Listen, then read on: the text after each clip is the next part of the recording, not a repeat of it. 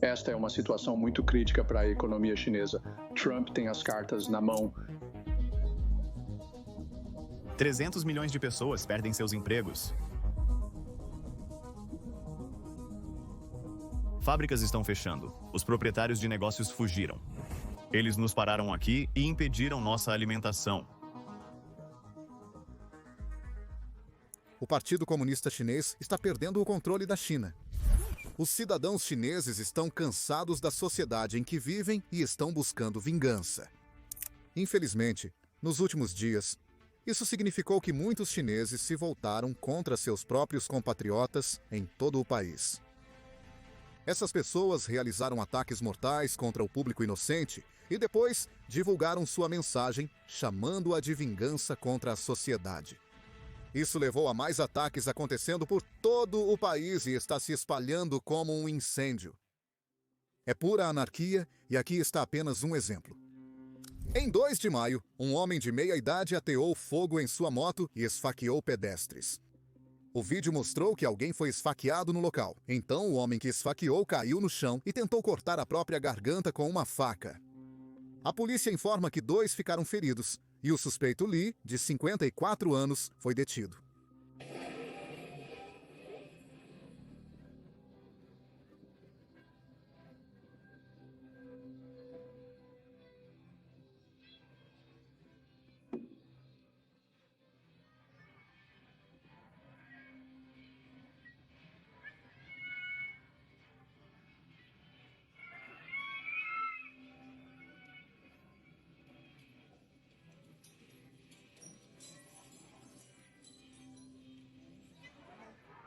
Obviamente, não posso mostrar o clipe inteiro porque não quero exibi-lo. Tenho certeza que vocês também não querem ver.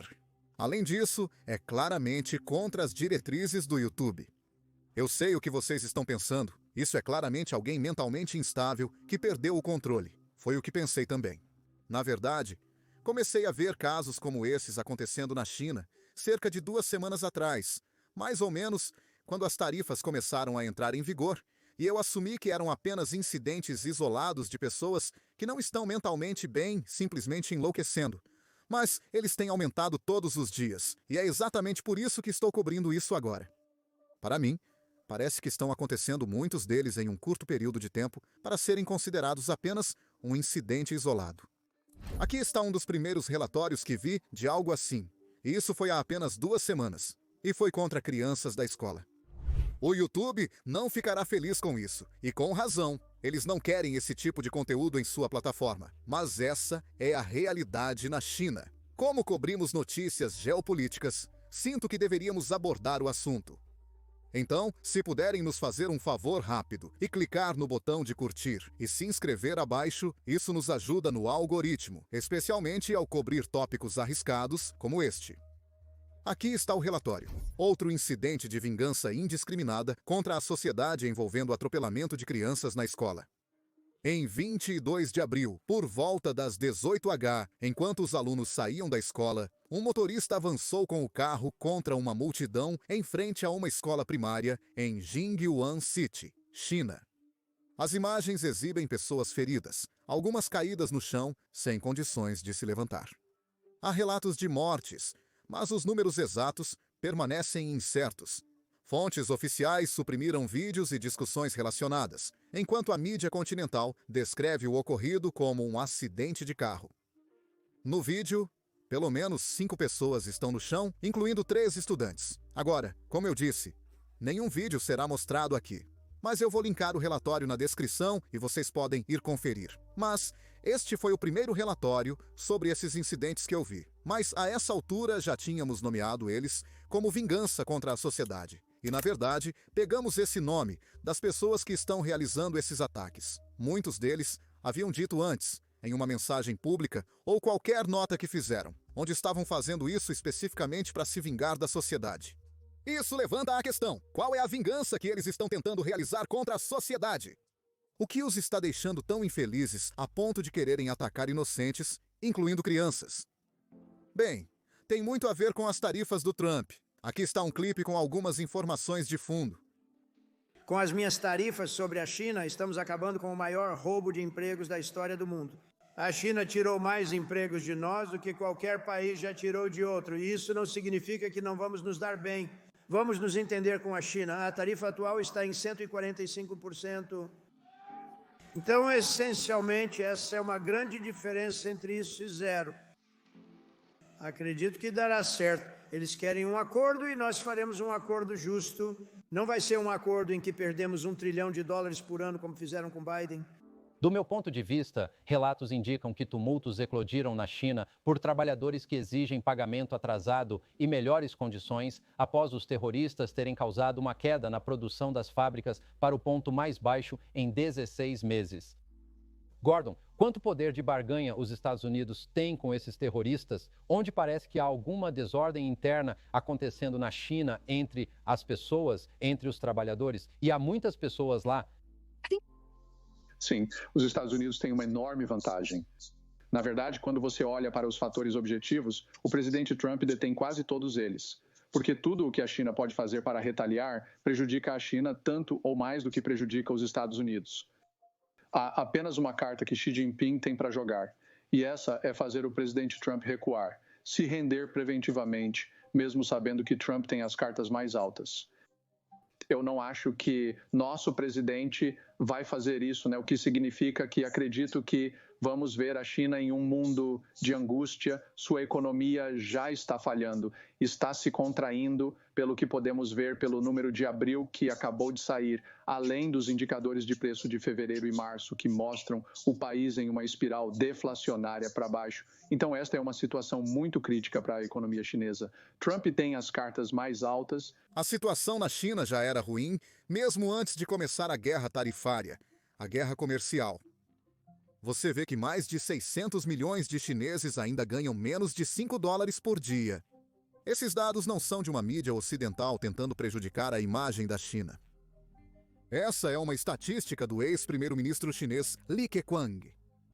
Isso significa que o Partido Comunista Chinês conhece a verdadeira situação na China, e é exatamente por isso que a censura chinesa é tão pervasiva. A verdade é a arma mais poderosa. E se o Partido Comunista Chinês pode esconder isso dos cidadãos chineses, eles sabem que podem permanecer no poder por muito, muito mais tempo. Na verdade, vocês sabiam que o Partido Comunista Chinês gasta mais com segurança interna do que gasta com o exército chinês? O exército que deveria assumir o controle de Taiwan. E a razão por trás disso é simples. O maior inimigo do Partido Comunista Chinês não é a América, não é Taiwan, não é o Japão. É o povo chinês. E é por isso que o Partido Comunista Chinês espalha sua própria propaganda e censura a verdade. Na verdade, todos os vídeos que mostramos a vocês no início do vídeo, todos os relatórios que mostramos a vocês, você teria muita dificuldade em encontrar isso nas redes sociais chinesas, porque os censores do Partido Comunista Chinês estão trabalhando além do horário. Eles podem estar aqui no YouTube, como já dissemos várias vezes. Sei que vocês estão cansados de ouvir isso, mas se você puder, por favor, lembre-se de clicar nos botões de curtir e se inscrever abaixo, isso realmente nos ajuda. O Partido Comunista Chinês está doutrinando o público chinês desde cedo, ensinando nas escolas que os verdadeiros inimigos são os Estados Unidos, o Japão e Taiwan.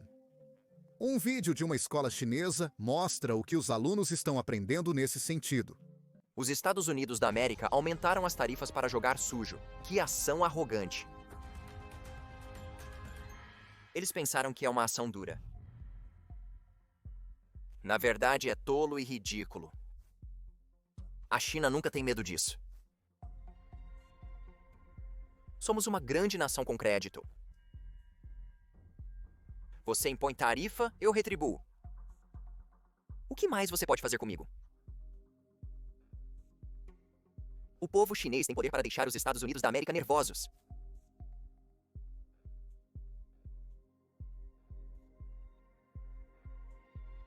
O imperialismo está prestes a cair. A ascensão da China é inegavelmente mais forte. Infelizmente, para o Partido Comunista Chinês, não são os estudantes do ensino médio chineses que estão se revoltando. Pelo menos não ainda. São os jovens chineses. Eles estão insatisfeitos porque essa economia não está funcionando para eles. A última vez que o Comitê Central do Partido relatou o desemprego juvenil estava em 21%. Isso aconteceu em 2023 e depois disso, o Comitê Central do Partido decidiu não divulgar mais esse número. O Comitê Central do Partido assumiu que se não reportassem um problema, ele não existiria. Mas a realidade é diferente. De fato, o desemprego entre os jovens só tem aumentado desde então. Conforme 45% de seus graduados não obtiveram emprego. Agora, isso não quer dizer que o desemprego entre os jovens chineses esteja em 45%, mas nos dá uma ideia de quão ruim a situação se tornou desde que o Partido Comunista Chinês nos deu aquele número de desemprego de 21%. Esse alto número de desemprego entre os jovens deu origem a uma tendência viral de desemprego na China nas redes sociais chinesas, algo que é chamado de pessoas-rato. Aqui está uma rápida explicação de 1 minuto do que isso realmente é, de ninguém menos que alguém que se chama de pessoa-rato. Eu também não quero ser uma pessoa rato, mas estou ganhando um salário de 2.500, usando um Redmi de segunda mão, deitado em um quarto de aluguel barato de 300 yuan, comendo macarrão frito de 6 yuan, bebendo Tsingtao enlatada, assistindo às histórias de amor urbanas na televisão.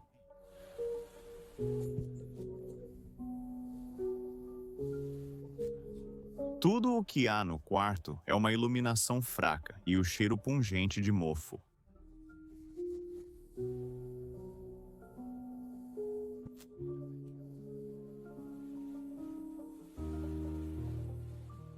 Você me pergunta qual é o futuro? Eu ainda tenho um futuro? Nós não temos mais um futuro.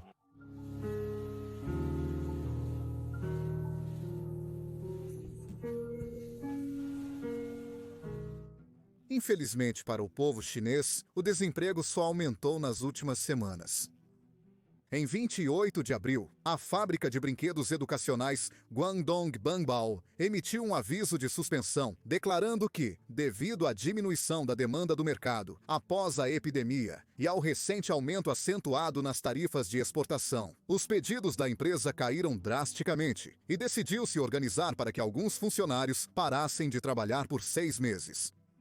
É relatado que muitas fábricas em Guangdong pararam a produção devido às tarifas. Como centro global de fabricação de brinquedos, Guangdong exporta cerca de 15 bilhões de dólares, representando quase 40% do mercado global. A análise mostra que o lucro da indústria de brinquedos já é pequeno. E após as tarifas terem dobrado, muitas fábricas perderão se aceitarem pedidos. E não terão como sobreviver se não aceitarem pedidos. É realmente um dilema. Como se isso não fosse ruim o suficiente, muitas fábricas chinesas estão vendo seus pedidos cancelados justamente quando terminam a fabricação dos produtos para o pedido. E essa situação exata é basicamente uma sentença de morte para uma fábrica. Para uma fábrica, cancelamentos de pedidos são praticamente uma sentença de morte, indo além da mera perda financeira. As fábricas poderiam perder seus negócios e sustento se tiverem muitos pedidos cancelados. Para entender isso, precisamos compreender como elas operam. Digamos que você seja uma grande empresa de camisetas querendo fabricar na China para economizar na produção antes das tarifas. Você encontraria uma fábrica que possa lidar com a quantidade que está tentando pedir. Digamos, $1 milhão em camisetas. Então você faria um pedido de $1 milhão, mas não pagaria esse valor a eles. Normalmente você pagaria a eles de 50 a 100 mil dólares como depósito para que possam iniciar a fabricação do seu pedido. É aqui que o negócio de fábrica fica um pouco arriscado demais para o meu gosto. Veja, geralmente as fábricas não têm margens muito altas. Eles ganham de 5 a 15% em um pedido. Então, quando eles recebem um pedido de $1 milhão, esperam ganhar de 50 a 150 mil dólares de lucro. Isso significa que eles precisam investir cerca de 850 mil dólares do próprio dinheiro para comprar os materiais necessários para produzir as camisetas para este pedido. Lembre-se, eles receberam apenas 100 mil dólares do cliente, não o valor total de $1 milhão. Portanto, precisam complementar o restante do valor com recursos próprios ou através de empréstimo bancário, pois geralmente essas fábricas têm margens pequenas em seus pedidos. Isso significa que geralmente eles não têm muito dinheiro. Então, eles geralmente pegam um empréstimo bancário e o plano é que, uma vez que eles façam essas camisetas, eles as enviarão e quando essas camisetas geralmente chegam ao seu destino, eles receberão $1 milhão. E então, eles pegarão esse $1 milhão, pagarão o banco, pagarão os trabalhadores e, esperançosamente, terão algum dinheiro restante como lucro. É assim que o negócio deve funcionar em bons tempos. Mas, em tempos como estes, quando as tarifas estão subindo da noite para o dia, os pedidos começam a ser cancelados. Mas esses proprietários de fábricas já investiram seu dinheiro ou já pegaram empréstimos bancários para financiar todos os pedidos que tinham. Isso significa que agora eles estão presos com a mercadoria e não têm o dinheiro que lhes foi prometido para produzir toda essa mercadoria. Muitas fábricas na China estão falindo porque os proprietários pegaram empréstimos para produzir mercadorias, mas agora não podem vendê-las ou enviá-las para quem as encomendou. Então, eles estão absorvendo o prejuízo e algumas pessoas não podem arcar com isso, declarando falência. Pior ainda, muitos dos trabalhadores dessas fábricas não estão recebendo pagamento. É com isso que o Partido Comunista Chinês está extremamente preocupado. Então, a pergunta óbvia surge: por que o Partido Comunista Chinês? O Partido Comunista Chinês, um partido dos trabalhadores, não tem proteção para os trabalhadores. Bem, quando você faz essa pergunta aos oficiais chineses, é isso que eles dizem. Wang Yi, ministro das Relações Exteriores da China. Você entende a China? Você já esteve na China? Você sabia que a China passou de um estado pobre e atrasado e tirou mais de 600 milhões de pessoas da pobreza? Bem, rápida pausa por aí. Isso conta como a China tirando 600 milhões de pessoas da pobreza quando foram os líderes chineses que as empurraram para a pobreza. Lembra-se de Mao Zedong quando ele implementou sua economia planejada centralmente? Ele orientou os agricultores que produziam alimentos para o país a mudarem para a produção de ferro e aço, pois era essa a necessidade nacional. Por causa disso, a China teve uma das fomes mais devastadoras na história da humanidade. Devido à política de Mao. Bem, quando Mao morreu, muitas dessas políticas foram revertidas e, tadá, 600 milhões de pessoas foram tiradas da pobreza. O Partido Comunista Chinês apenas reivindica crédito por isso agora. Isso é como se eu começasse um incêndio e depois apagasse o incêndio e recebesse uma medalha por apagar o incêndio e salvar o Texas. Não acho que mereceria uma medalha agora. Mas, enfim, voltemos à declaração. Você sabia que a China é agora a segunda maior economia do mundo, com $8 mil per capita? Se não conseguíssemos proteger adequadamente os direitos humanos, a China teria alcançado um grande desenvolvimento? Sabia que a China incluiu os direitos humanos em sua Constituição? Quero dizer a você que são os chineses que entendem o histórico de direitos humanos da China. Não você, mas os próprios chineses. Não lhe cabe opinar sobre esse assunto. O povo chinês tem o direito de falar sobre isso. Uma declaração comum de um político, mas não vamos ouvir o que dizem. Vamos olhar o que fazem. Vamos ver onde todos esses políticos e oficiais do Partido Comunista Chinês estão enviando seus filhos para viver e estudar. 100% dos filhos da elite do Partido Comunista Chinês se mudaram para os Estados Unidos da América. Mas o Partido Comunista Chinês diz ao povo para odiar os Estados Unidos da América. Lembrem-se, não olhem para o que dizem, olhem para o que fazem.